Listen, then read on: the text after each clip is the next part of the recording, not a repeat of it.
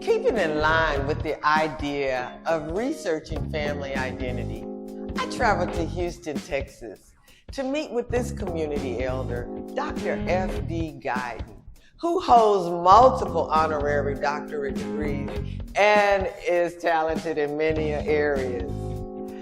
On this particular day, Dr. Guyton told me it is my time and my turn, and he introduced me to a good friend of his, Captain Paul P.J. Matthews, the founder and curator of the Buffalo Soldiers National Museum in Houston, Texas.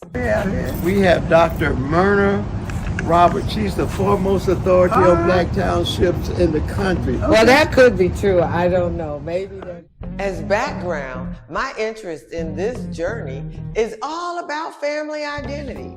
My great-great-grandfather, Corporal George Worley, was a bugler and a clerk in the Buffalo Soldiers, and my brother and I inherited his ranch in the historic all-black town of Tatum, Oklahoma. I secretly wanted the highway going through Tatum to be renamed Buffalo Soldier Trail, since I'm pretty sure the Buffalo Soldiers etched that road out of woods and rock on their way from Fort Arbuckle to Fort Sill. That was the first thing I told Captain Matthews after the introduction. Road from Fort Sill to Fort Arbuckle, and so I think somewhere in the back of my mind, I'm thinking that this Highway 7 should be called Buffalo Soldier Trail or something or other. And we have a 9th and 10th chapter in Fort Sill. So that's the same. When asked how he got started with the museum, his story was very compelling.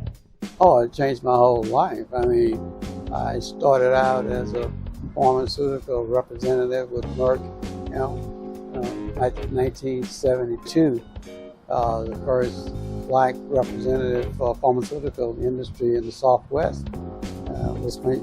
Okay. So that was the initial introduction into corporate America. I ended up being the director of military sales for Merck. And that was a blessing in disguise because I have responsibilities for all the military installations in the U.S. and Europe. So I had an opportunity to go and visit places from Fort Missoula, Montana to St. Louis, Missouri, Fort Sill to the Air Force bases in Florida. So each stop I made along the way collected artifacts, documents, and memorabilia that led to what we see here today. Oh, wow, that's very interesting. Integral part. Matter of fact, my claim for fame at Merck, I wrote a proposal that created the military sales division, $1 billion division. Wow. So that's how we got started. Say no more. Okay, well, go on, follow me. The first exhibit was one on Fredick Douglas and his sons in relation to a movie we know called Glory. This recruiting poster that was used by Fredick Douglas to recruit for the 54th Massachusetts Volunteer Infantry. If you remember the movie Glory about 20, 30, 40 years ago. I remember Glory. Yeah, well, that was a Denzel movie. Yeah, Denzel Washington. But actually, it was based on the Fredick Douglas recruitment, and the 54th Massachusetts Volunteer Infantry was a part of that. He actually had two sons that were members of the 54th. Fredick Douglas? Yes. Wow. Where you start the story of the Buffalo Soldiers, you start at the beginning. In 1866, a year and a half after the conclusion of the Civil War, the Army reorganized and established the first peacetime army for the U.S. And as a part of the reorganization, they created 6 all-black units, the 9th and 10th Cavalry, the 38th, 39th, 40th, and 41st Infantry. And then 3 years later, 1869, the 4th Infantry became the 24th and 25th. And those 4 units, the 9th and 10th Cavalry, the 24th and 25th Infantry, went on to become what we commonly call now the Buffalo Soldier. Buffalo Soldier. All right.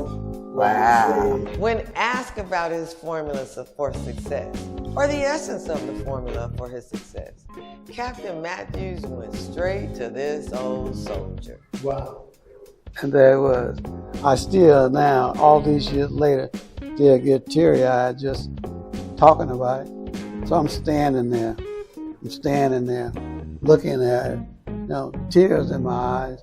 And I finally said to her, say, ma'am, that's the old soldier. And she was a little surprised by my reaction to all of this. She said, you don't want it? you don't want it? I said, let me tell you the story. We claimed this a long time ago. We put it on our wish list. We asked the Lord for it. And here you are, 9 months later, making a donation to the museum. Of course, she got teary-eyed then too. So we're standing there, hugging each other, and being a good Prairie View A&M University Panther, like I am. I pulled myself together. and told those two guys that were with me, try that thing. Let's get the hell out of here. I especially agreed with Captain Matthews that the technology wall was one of my all-time favorites. Yeah, this is called our technology wall. It's one of my favorites. When the students in here, we spend a lot of time talking about mathematics and physics and chemistry, because those are the principles that apply to the application of the tools that you see here. A tool is insignificant unless there's a practical application for it. Something as simple as a wooden box with a tin lining on the inside of it and a hole in the bottom of it. It's a box that you put ice in. Ice box. It's an ice box. It's an ice box. This is a chopping hoe or a grubbing hoe. When the slaves were hungry in the field, they use it as a cooking utensil. You build a fire, you put this metal portion in the fire and get it hot. And once you heat metal, you wipe it off and get it clean. Then you take dough, mix it with yeast from a plant, put it on here, put it back in the fire, and you get an open flame biscuit. Now, most people call it a hoe cake. A hoe cake. I heard of a hoe cake. Yeah. And here you have XXX moonshine and fruit wine. Right. So you got to remember the essence of this is the principles. So the principles involved here is fermentation. Right. So we talk about fermentation. Surely. And the need for students to understand and appreciate that. It was illegal to make this, so you couldn't do it in the sunshine, so you had to do it in the moonshine. Now. All right. So we actually did the equivalent of a prospective, randomized, crossover, double-blind, or placebo-controlled study to see whether this is called a pecan or a pecan. The results came in. This is a pecan. This is a chamber pot. Pecan. Oh, that's a pecan. That's a pecan. Yeah, he's pretty funny. Those holes you see in those crackers had a tendency to attract bugs and worms. That was a good thing. Why was that a good thing? Protein. Additional protein. Take pieces of this off. You fry it in grease. Be like a potato chip. You boil it in water. You'll have soup. As a matter of fact, these crackers were made in Philadelphia during the Civil War. And by the time they got from the factory in Philadelphia to the front lines, it would take weeks and sometimes months. And that's when the grub warrants would set up shop. And as always, a smart aleck on the front line, instead of saying, send me some more crackers, says, send me some grub. So here we are, 160, 170, almost 200 years later, still saying, send me some grub. Then we were schooled on the power of the narrative.